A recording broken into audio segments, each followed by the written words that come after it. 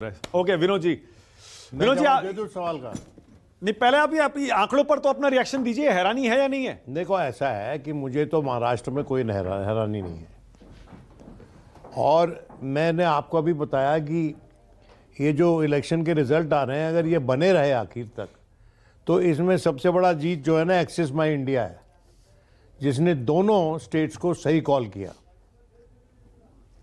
और इसी अनुपात में कॉल किया, महाराष्ट्र को और झारखंड को। तो अगर ये सही होता है तो one must apologise to him and say that you well done, you know. लेकिन अभी जल्दी है, ये बात वैसे दर्ज होनी चाहिए। अब रही दूसरी बात, शिंदे साहब बनेंगे कि फडणवीस बनेंगे, कौन बनेंगे? भारतीय जनता पार्टी के पास तो कोई नेता है नहीं बनाने के लिए, और जिसके नेतृत्व में अलायंस जीती है और उसने पावर रिटेन की है, उसकी अर्जी और उसके क्लेम को डिनाई करना मतलब अलायंस में गड़बड़ पैदा करने वाली बात होगी, शुरू से ही गड़बड़ पैदा करने वाली बात होगी। और मैं समझता हूं कि भारतीय जनता पार्टी जो इस मामले में बड़ी निपुण है, वो उनको दोबारा मान लेगी, मुख्यमंत्री मान लेगी। हाँ। क्योंकि अगर ये रिजल्ट बने रहे तो वो खुद भी बड़े पॉपुलर थे, उनकी जो स्कीम्स थी पॉपुलर थी और बड़े प्रोएक्टिव थे वो, और लोग वहाँ बोलते थे कि भाई जल्दी से काम हो जाता है हमारा, ये हमारी मदद के लिए खड़े रहते हैं। तो he has developed an image for himself. Vinod ji अब मैं आपको टोक रहा हूं, और माफी के साथ बाअदब, आप हैरान नहीं है?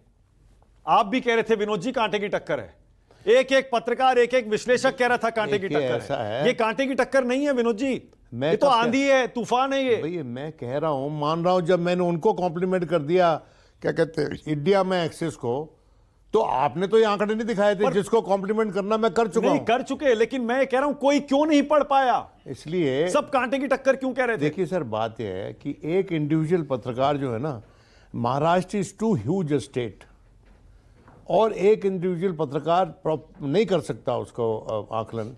और ये होना चाहिए इंस्टीट्यूशनल लेवल पे, अखबारों में भी, जैसे वो रिपोर्टर सर्वे होती है ना। हाँ।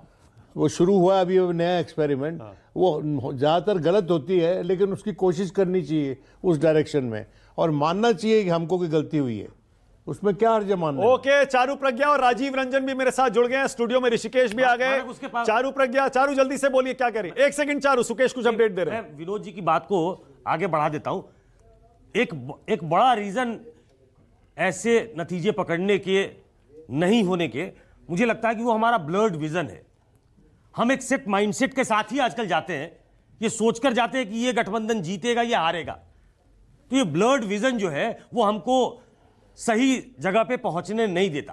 हम प्री कंसीव नोशन के साथ जाते हैं, ये मानना पड़ेगा, अगर इस तरीके के नतीजे सही साबित होते हैं। ओके, चारू प्रज्ञा